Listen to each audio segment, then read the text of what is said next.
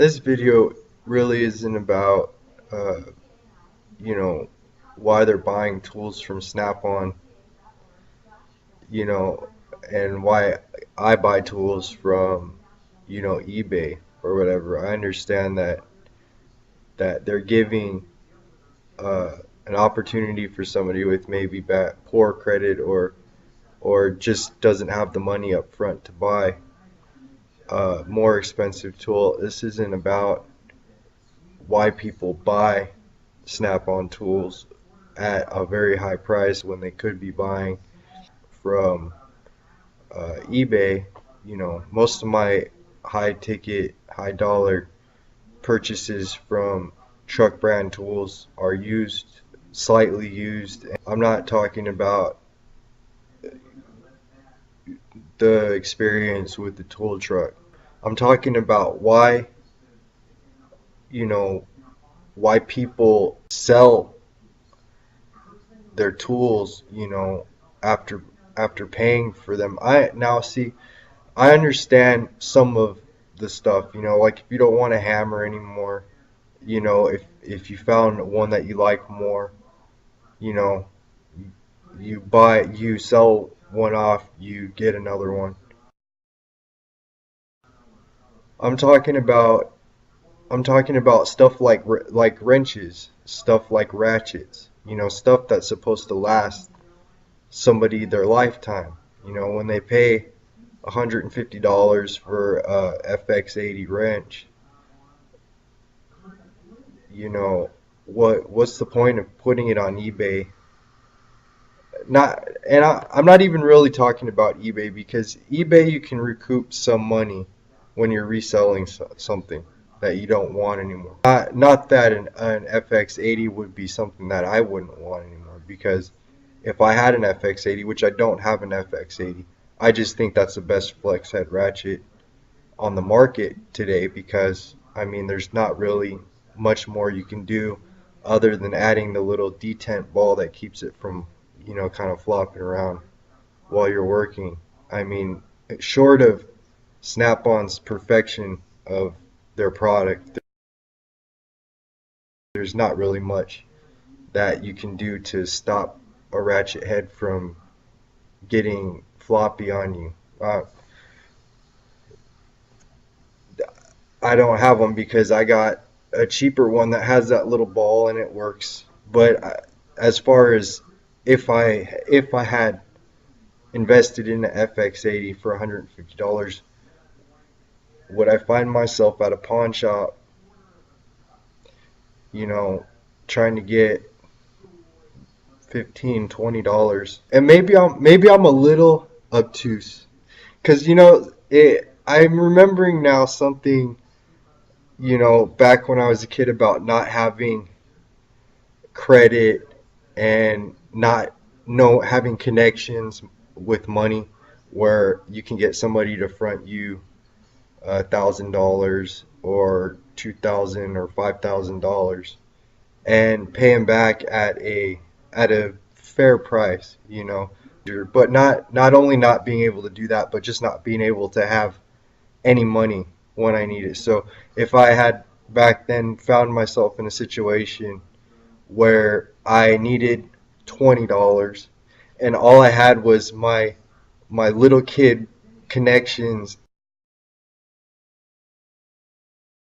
and a snap-on ratchet that I got because uh, the the snap-on guy offered this hardworking tech, fresh out of tech school, you know, that still has a little kid mind and no connections, some credit, It's I mean, this is all I can see rationalizing the situation with pawn shops. But how does man go and pawn and stuff? How does somebody with with some sort of security in his life? I just don't see it happening. I don't, and I don't see people. I mean, how often does somebody rob you for Snap-on tools? My dad was a diesel technician, out in Riverside, California. And he had his own shop. He was a private business owner. He was self-employed. And he, my mom tells me stories that he got robbed for all of his tools one time. But my dad, he was always trusting, we'll say, with his stuff. Maybe it could have happened. I don't know. He never told me that he got robbed for his tools, but I'm not a guy like me. I mean, I always, lock my stuff up. I always close my garage when I'm not in it. I take care of, my stuff to the point to where I'm pretty confident that unless somebody does a brazen attempt to acquire my stuff, they're not going to get my stuff.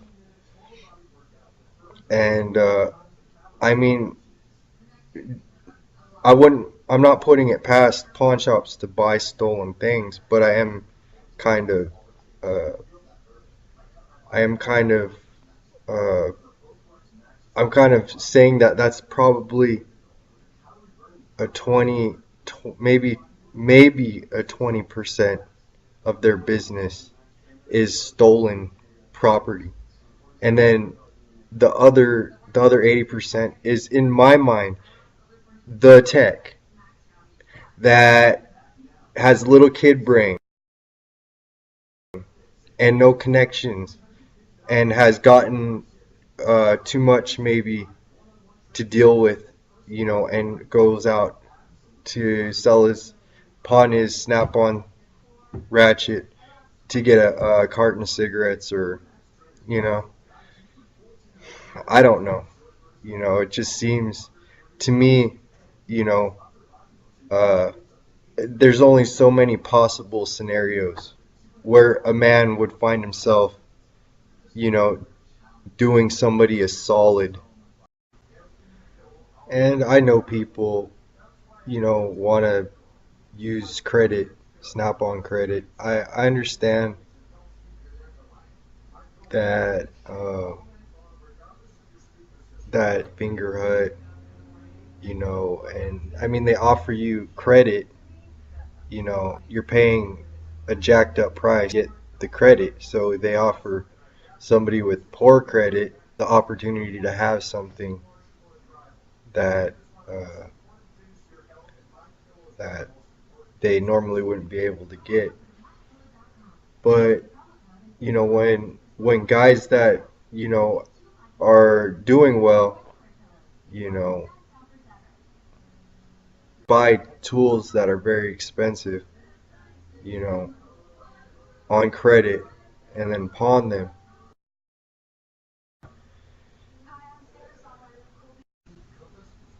Why do people pawn their snap-on tools? $400 wrenches, $40 at 20% at a pawn shop. What is fucking wrong with people? You go to work, you get opportunities, you get a you get income, you know,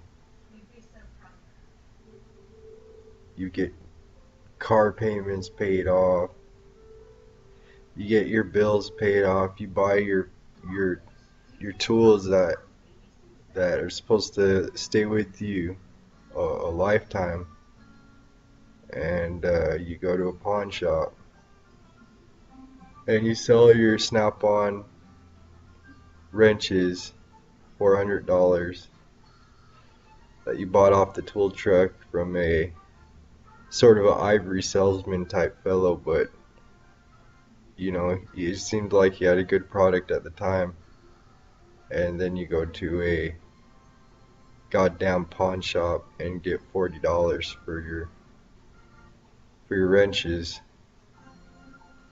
maybe 25%, maybe a little more than that if you actually pawn them. If you're the smart fellow that goes pawns his wrenches in hopes of getting them back the next month or in the next 3 months, and you're too stupid to actually go get them back. Well, you know, why do people do this? You know, like I don't mind. I buy tools from eBay and all kinds of stuff. And try to get deals on tools, but it's the pawn shop stigma that really gets me. How do people go to a pawn shop with their tools, man? These men, they go to a pawn shop, they're high priced tools, and get pennies on the dollar. It breaks my heart. I remember pawning stuff when I was a kid, my stereos that I didn't use anymore. They never gave you shit, man. I learned my lesson a long time ago. I don't get what's wrong with these men, these men at work, these delicate genius.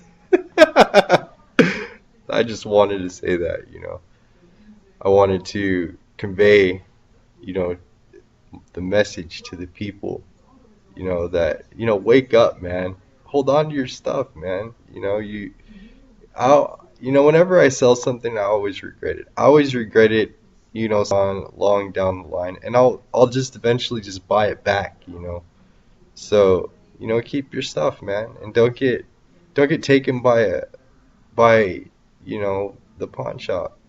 Don't get taken by. And it's funny, I just bought a set of Snap-on wrenches for $250 at a pawn shop on eBay, from a pawn shop that was working through eBay. And they're $400 wrenches.